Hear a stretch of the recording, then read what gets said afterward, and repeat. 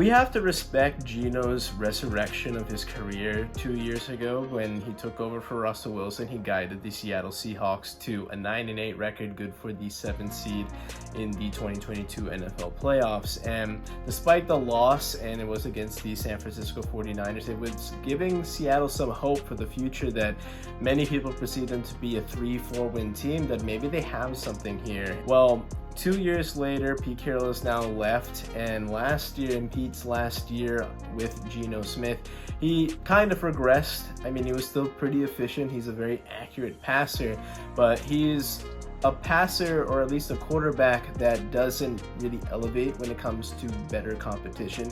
He's great at beating the poor teams, but when it comes to the high quality matchups, he does struggle. And I mean, this 49ers pass rush is tenacious, and they make a lot of good quarterbacks look completely mediocre. But for particularly Geno, he has a really bad matchup against this 49ers defense. He throws a ton of picks. He had 2 pretty bad interceptions on Thursday Night Football, and for the most part, it just hasn't been close. Some of these scores are a little bit obscured in the last 5 matchups due to garbage time stats.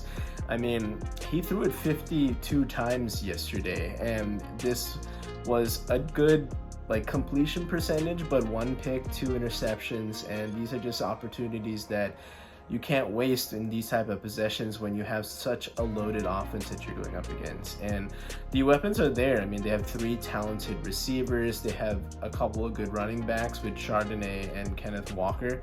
But other than that, the offensive line doesn't get a lot of push for these running backs to get lanes, and they don't give Geno a lot of time. Seattle had opportunities to draft quarterbacks in the last 2 drafts, and I thought the better mindset for Seattle would be see what you have in Geno, but also have somebody waiting the wings, because it is somebody you can develop in the future, and use Geno as a bridge quarterback. And they did pick up some good pieces along the way. I don't think any of the pieces that they had were busts necessarily. They just haven't been the long-term investment that really we've been seeing. I like Devin Witherspoon in particular. Jackson Smith-Njigba is looking like he could be a good wide receiver in this league, but definitely Seattle needs to look at what they have in their quarterback room, because while Geno can maybe get you to the playoffs, we're looking at a guy that's usually a 7 to 9 win type of quarterback.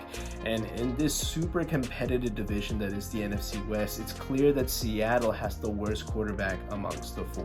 Looking at what Seattle has done recently, they started off 3-0, and they had a really good start. But if you're looking at the competition, it was Bo Nix on his rookie opening day, and the next matchup was in overtime against the New England Patriots, who we know are pretty bad now. And the third win was against Skylar Thompson and the Tua-less Miami Dolphins. So not a lot of quality competition in those wins, and since then it totally flipped the script. It's been 0-3, and they played the Lions. They lost last week to the New York Giants, and now on Thursday night they lost to the 49ers. So they went from 3-0 to 3-3, and looking at the schedule going forward, it's not even just the competition, it's the quarterbacks that they're going up against. And like I was saying earlier, that further emphasizes the need for improving the roster from the quarterback up. And for Mike Macdonald to have success going forward, Seattle's front office has to make some adjustments.